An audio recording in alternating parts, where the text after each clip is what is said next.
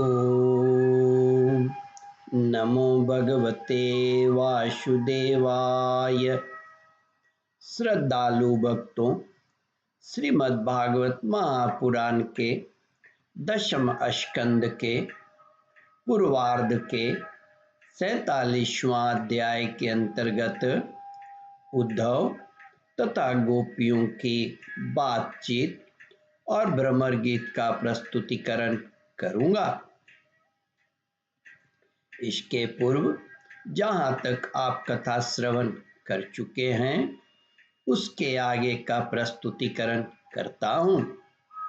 श्री सुखदेव जी कहते हैं, परीक्षित, गोपी ने कहा, परंतु तू समझ ले कि यहाँ तेरी दाल नहीं गलने की। देख, हमने श्री कृष्ण के लिए ही अपने पति, पुत्र और दूसरे लोगों को छोड़ दिया, परंतु उनमें तनिक भी कृतज्ञता नहीं। वे ऐसे निर्मोही निकले कि हमें छोड़कर चलते बने। अब तू ही बता, ऐसे अकृतज्ञ के साथ हम क्या संधि करें? क्या तू अब भी कहता है कि उन पर विश्वास करना चाहिए?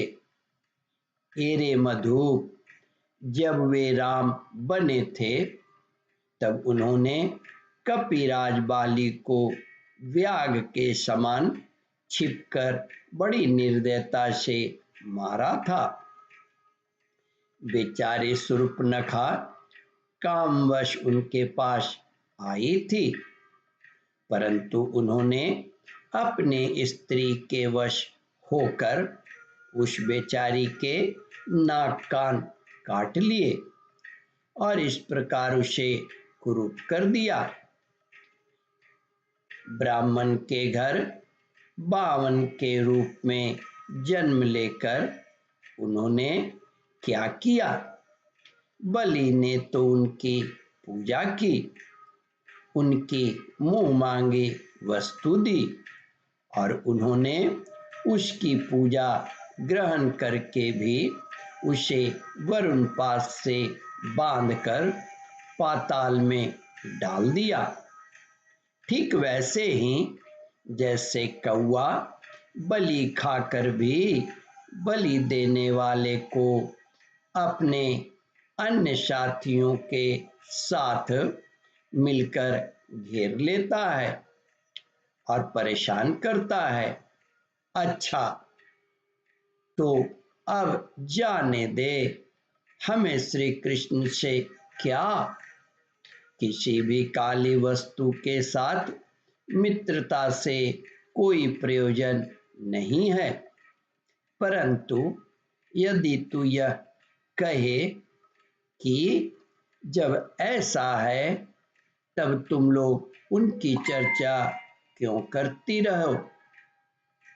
अगर जब ऐसा है तब तुम लोग उनकी चर्चा क्यों करती हो?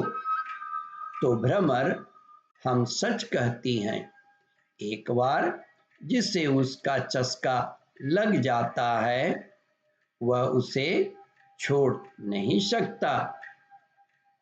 ऐसी दशा में हम चाहने पर भी उनकी चर्चा छोड़ नहीं सकती। श्री कृष्ण की लीला रूप कर्णामृत से एक कण का भी जो रस का स्वादन कर लेता है उसके रोग, द्वेष, सुख, दुख आदि सारे द्वंद्व छूट जाते हैं। यहाँ तक कि बहुत से लोग तो अपने दुखमय दुख से सनी हुई घर गृहस्थी छोड़कर अकिंचन हो जाते हैं। अपने पास कुछ भी संग्रह परिग्रह नहीं रखते और पक्षियों की तरह चुन चुन कर भीख मांगकर अपना पेट भरते हैं। दिन दुनिया से जाते रहते हैं, फिर भी श्री कृष्ण की लीला कथा छोड़ नहीं पाते। वास्तव में उनका रस, उनका चस्का ऐसा ही है। यही दशा हमारी हो रही है।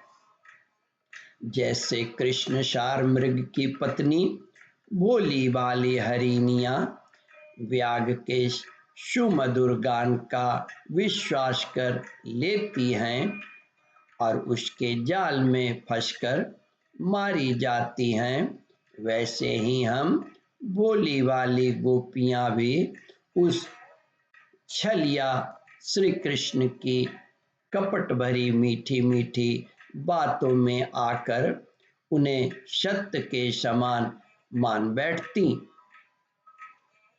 उन्हें सत्य के समान मान बैठी और उनके नख स्पर्श से होने वाली काम व्याधि का बार बार अनुभव करती रही।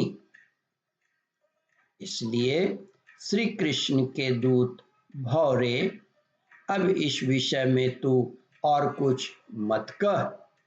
तुझे कहना ही है तो कोई दूसरी बात कह। हमारे प्रियतम के प्यारे सखा, जान पड़ता है तू एक बार उड़कर जाकर फिर लौट आए हो।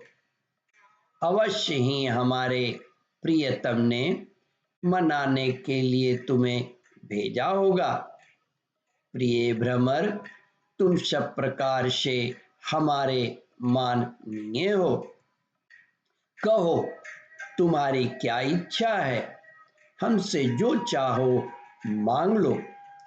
अच्छा, तुम सच बताओ, क्या हमें वहां ले चलना चाहते हो? अजी, उनके पास से लौटना बड़ा कठिन है। हम तो उनके पास जा चुकी हैं, परंतु तुम हमें वहां ले जाकर करोगे क्या? ओम परमात्मने नमः। श्रद्धालु भक्तों, इस कथा को ध्यान पूर्वक श्रवण मनन और इसका चिंतन करें। इस कथामृत का रसास्वादन अपने बंधु बांधवों को भी करावे। इस वीडियो को शेयर और सब्सक्राइब करें। ओम परमात्मने नमः।